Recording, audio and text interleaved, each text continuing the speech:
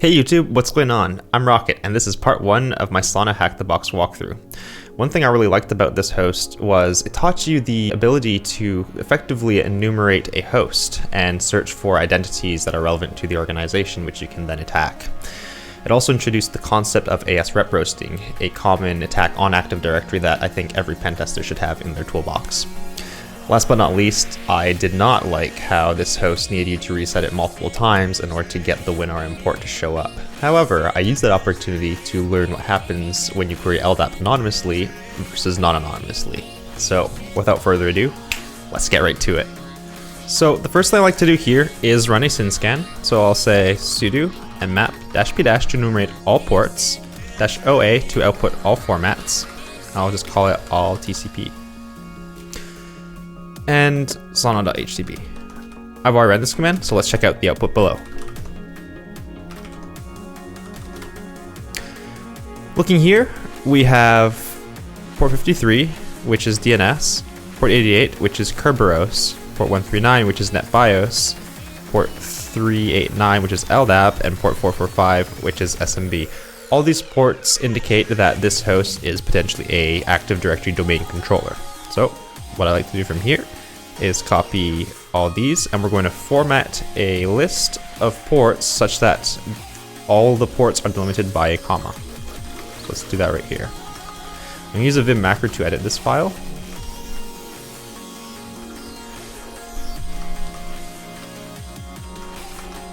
And next, I'm going to replace all new lines with a comma. Excellent. So from here, we're going to run another nmap scan, but this time we're going to enumerate for a service version and also run all default nmap scripts. So we'll say sudo nmap-p paste our list of ports -sc to run nmap script default scripts -sc to enumerate all service versions -oa again to output all formats nmap all TCP, and this time we'll call it version. Sauna.htb. I've also already ran this, so let's check out our output below.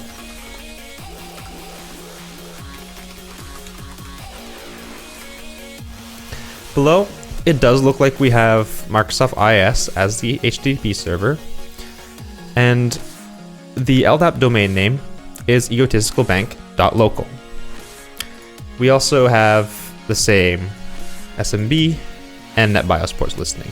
So what I normally like to enumerate SMB, then NetBIOS, then LDAP, and then HTTP. So I'm going to do it in that order right here. So to start off, we'll make a directory called SMB, go into it, and we're going to try to authenticate with a null session, which means we don't provide any user credentials to list SMB shares. We'll say SMB client -L to list shares, sauna.htb. We don't provide a password because we are null authenticating, and doesn't look like we have permissions to list the shares. So there's a dead end in SMB for us right there. So next we're going to check out NetBIOS.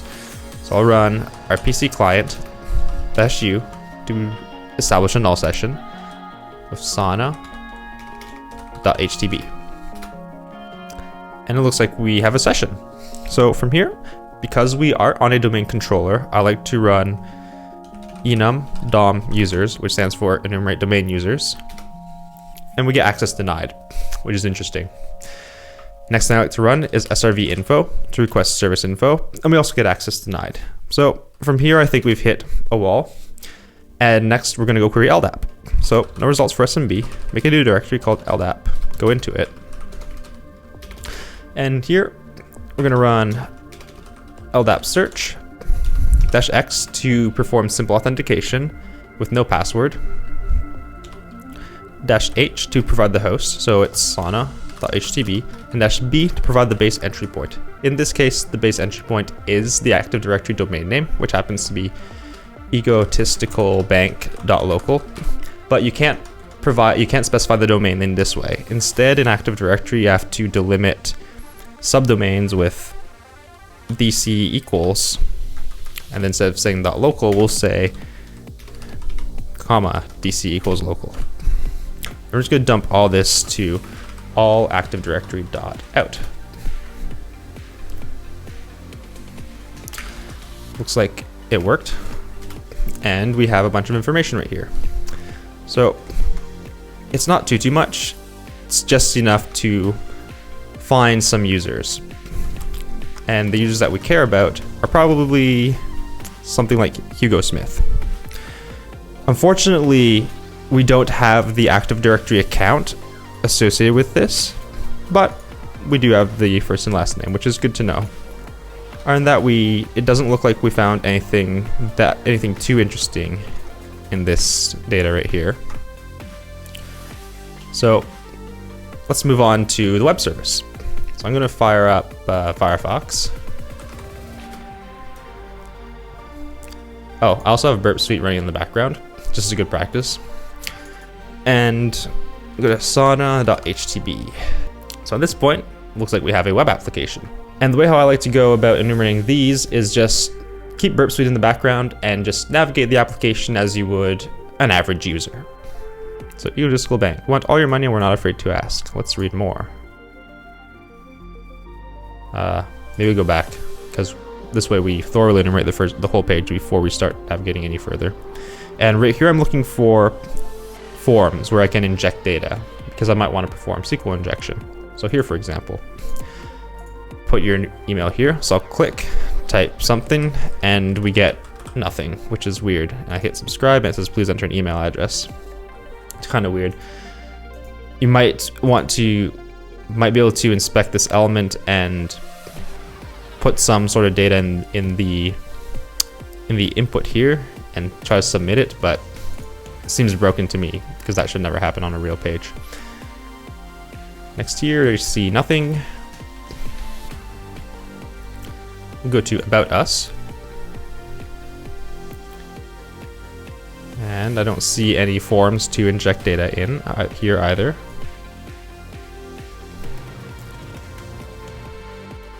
Let's go to blogs. Let's click on the first one. And it looks like there's a search form here. So let's just put blog because we should get results like that. Search. And from here, we get a 405. HTTP verb used to access this page is not allowed.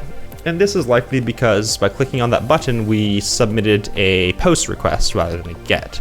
And it looks like the web server is configured to deny access to post requests. We can also double check this through Burp Suite. So I'm just going to put interceptors on, submit this. Hit Control R to send to repeater. I'm just going to send this. And we get 405 method not allowed. So what if we said something like get single? We get 200 OK. We say something like options. We also get 200 OK. So it looks like post is a bad HTTP verb for this page. All right, let's go back. Probably turn our intercept to be off. Scroll down a little bit more. And we can leave a reply. So we'll just call this rocket. And we'll just get rocket at example.com. Say rocket was here. Post a comment. And we, again, this sent a post. So HTTP verb is not allowed. Okay, good to know. And I'm pretty sure that this pattern is going to be everywhere throughout the web server because it's configured in IIS. So let's move forward. Let's go to drop down, go to process. Nothing here, the same broken newsletter form. Let's click stats on the drop down, and it seems like that drop down list only just triggers the visual effect of sliding our scroll bar down the page. Not too interesting. Contact us. Another form. I'm pretty sure this will also give us a 405 bad request. Oh, maybe we need a valid email here. Submit. Same thing. All right. So it doesn't look like we found anything too interesting here, so we kind of have to go back to the drawing board. So we did find a user, and our user here was Hugo Smith, but there was no Active Directory account associated with it. So let's make a word list of usernames that follow common naming convention patterns that system administrators use. And we're going to run that through kerbrute to potentially brute force Hugo Smith's account. All right, let's do that. So we're going to create a directory called kerbrute. Go into it. Let's call this ad user guess.txt. So first off, we'll try hsmith. We'll try h.smith. Maybe Hugo.smith. Hugo Smith. Hugo-Smith. We'll try Smith Hugo. Smith.Hugo. S.Hugo. S Hugo. And yeah, this should be good enough for now. So we'll use this. And then we're gonna run kerbrute. So we'll say kerbrute.py. We're gonna pass our word list of users. So users, say ad user guess.txt. Domain is egotisticalbank.local.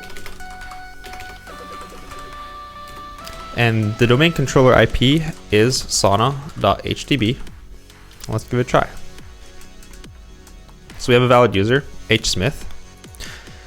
And at this point, we can try to log in as hsmith with hsmith. We're not going to try something too crazy by running an actual word list of passwords through this, because we might end up getting locked out by the Active Directory password policy. So let's just try something like kerbrute. Oh, maybe not kerbrute, but with SMB client. So SMB client -u. Say hsmith, and then password hsmith -l to list shares. And we'll just say sauna.htb, and we get logon failure. So that didn't work. So right here, what do we have so far? We've guessed the naming convention pattern. So we should probably look elsewhere to see if we can find other potential users that exist in this Active Directory domain, and then create a word list using the same naming convention. So because we've already checked, we found that the only user in Active Directory is Hugo. That's not a dead end. We can still look elsewhere. For example, we can do some search on the web page. So going back here, maybe we'll hit About Us, because we want to learn more about this organization. And small business loans for daily expenses. That doesn't seem too interesting. Check your rate, choose your loan, get your funds. Nothing there. So they're good at making simple websites, doing online marketing, social media, and I'm not sure if this red means they're good at doing 24/7 support. Who knows? Helping your business reach its full potential with Latin. Personal banking, financial services, loan management. Services we've provided. A lot of financial loans. Newsletter. And here we have Meet the Team. Meet the Team. So many bank account managers, but only one security manager. Sounds about right. Okay, so they have one security manager, which might mean that the security manager has an Active Directory account. That could be interesting. So I'm just going to compile a word list with these users right here, using the same admin naming convention pattern. So I'm just going to call this web ad user guess.txt. So our first guy is Fergus Smith. So using the same naming convention pattern, we'll say F Smith. The next one is Sean Coins. So we'll say S Coins. You have Hugo Bear, so H Bear. Bowie Taylor, so B Taylor. Sophie Driver, so S Driver. And last but not least, to Stephen Kerb, so S Kerb. Okay, so let's run this through kerbrute. Say Control R, kerbrute.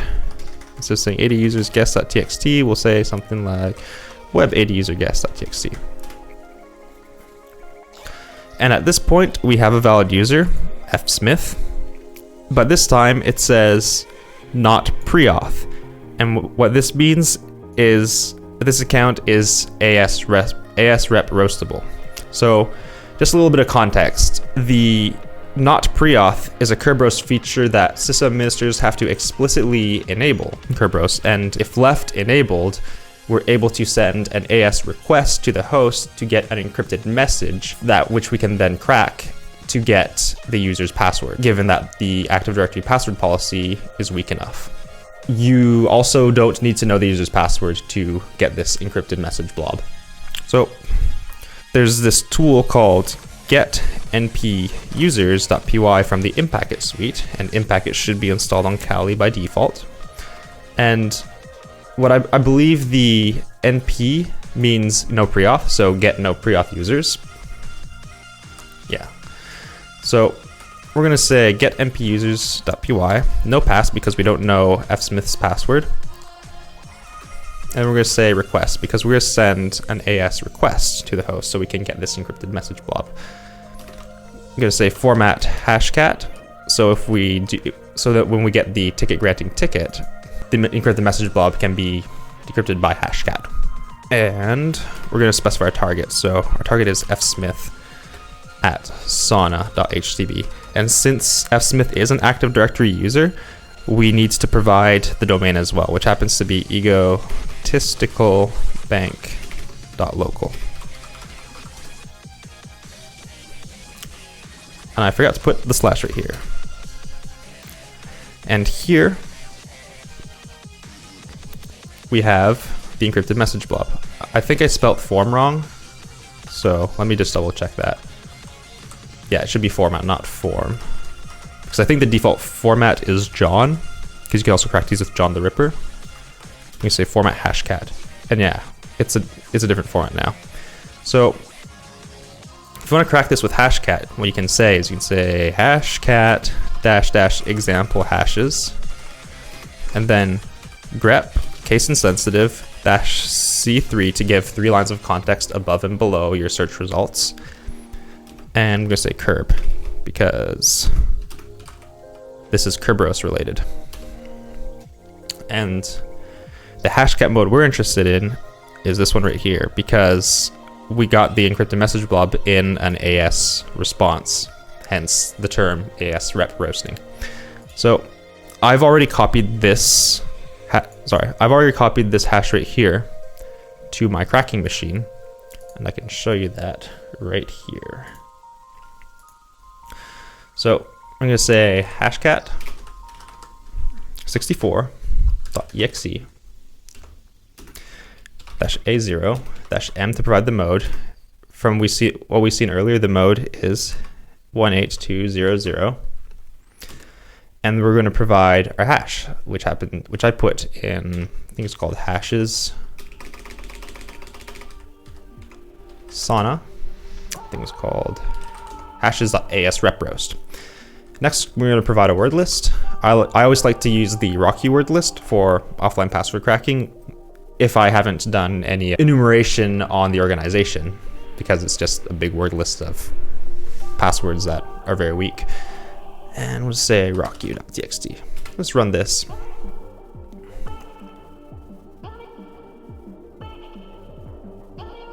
And I've already ran this, so you can say -- show.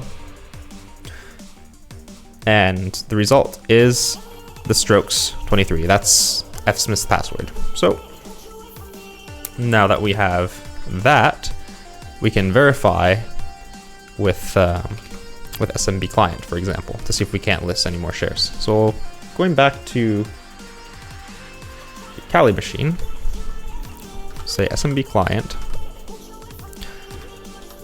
-u to provide the user. We'll say fsmith %fsmith. Sorry, not f strokes 23. And we're going to list the shares. And this time we get a result. So if you're curious why this worked for SMB, even though we got the password from cracking a encrypted ASREP message block, that's because all these technologies are correlated together. So You could even log into RPC client with this. For example, I can say RPC client.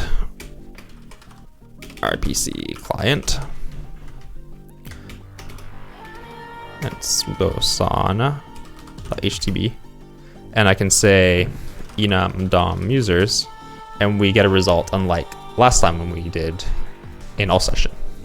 At this point, this is where I, working on this box, got really stuck, and the reason was there's no way to get a remote command prompt on the host with SMB exec, PS exec, or WMI exec. So I did some further enumeration, and I was able to say LDAP search, -X for simple authentication, -H for the host, so sauna.htb, B for the base again, so DC equals egotistical bank, DC equals local, and then W so we can provide a password on the command line, and D to provide our identity, which happens to be fsmith at egotisticalbank.local. And if we look through this data here, we have a lot more results than when we queried LDAP anonymously. And if we look up for fsmith, I noticed that he was part of the remote management users group. And the remote management users group is usually allowed to establish Windows remoting sessions from where you can get a PowerShell command prompt. And interestingly enough, in the Nmap scan here, there is no WinRM port open. So at this point, I found I needed to just go revert the box a couple times, and hopefully the WinRM port would show up. And I'm going to pause the video right here to revert the machine and hopefully get in with WinRM. Alright guys, I'm back. I reverted the host a couple times, and it does look like the WinRM port is indeed listening, so let's see if we can't authenticate there with these credentials. So for this, I like to run a tool called evilwinrm. I'm going to run evilwinrm -I to provide the host name. In this case, it is sauna.htb. Our user is fsmith, and we'll provide his password.